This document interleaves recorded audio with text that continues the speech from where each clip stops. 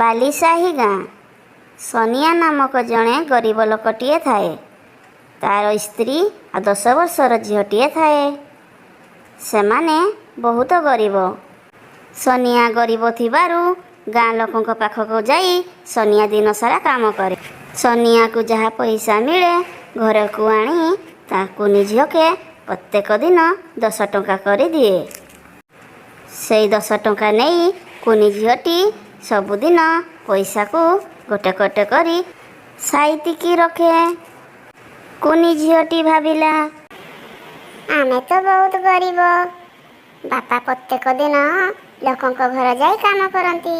ଯାହା ପଇସା ଆଣନ୍ତି ମୋତେ 10 ଟଙ୍କା କରି ଦିଅନ୍ତି। ସେ ପଇସା ତ ଆଜି ବହୁତ ପଇସା ହେଇଗଲାଣି। ମୁଁ ବାପାକୁ ଯାଇ କହିବି, ବାପା ଆମର ଗୋଟେ ଗାଈ ଆଣିଲେ କେମିତି ହେଇତା? ଗାଈକୁ ଆଣିଲେ କ୍ଷୀର ବି ବିକିବା ଆଉ ଆମର ପୁଞ୍ଜି ବି ବଢ଼ିବ। ଯାଉଛି ମୁଁ ବାପାকে କହିବି। ବାପା, ମା, ମୁଁ ଗୋଟେ କଥା କହିବି। କ'ଣ କହିବୁ ରେ ମା? ବାପା, ଆମର ଗୋଟେ ଗାଈ ଆଣିଲେ କେମିତି ହେଇଥାନ୍ତା? ହଁ ମା, ଭଲ ତ ହୋଇଥାନ୍ତା। ହେଲେ ଆମ ପାଖରେ ଏତେ ପଇସା କାହିଁ? ଆମେ ଗୋଟେ ଗାଈ କିଣିବା ପାଇଁ? ଆମେ ତ ଖାଇବା ପାଇଁ ଏତେ ପଇସା ପାଉନୁ।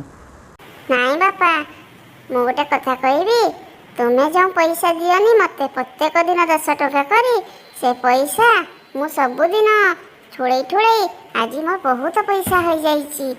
ସେଇ ପଇସାକୁ ନେଇ ଆମେ ଯିବା ଚାଲ ହାଟକୁ, ଗୋଟେ ଗାଈ କିଣି ଆଣିବା। ତୁ ସତ କହୁଛୁ ମା?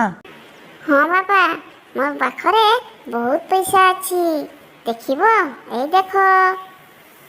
ହଁ ରେ ମା, ତ ବହୁତ ପଇସା। ମୋ ସୁନା ମା, ତୋ ବୁଦ୍ଧିକୁ ମାନିବାକୁ ପଡ଼ିବ ରେ ମା। ଆଉ କ'ଣ ଭାବୁଛ? ତୁମେ ଯାଅ ଗୋଟେ ଗାଈ ନେଇକି ଆସିବ। ଆମ ଗାଈ ବି ଆମ ସେବା କରିବା ଆଉ କ୍ଷୀର ବି ଆମେ ବିକିବା। ହଁ, ତୁମେ ଠିକ୍ କହୁଛ। ମୁଁ ଯାଉଛି ମୋ ଝିଅ ସହିତ ଆଜି ଗୋଟେ ଗାଈ ନେଇକିରି ଆସିବି।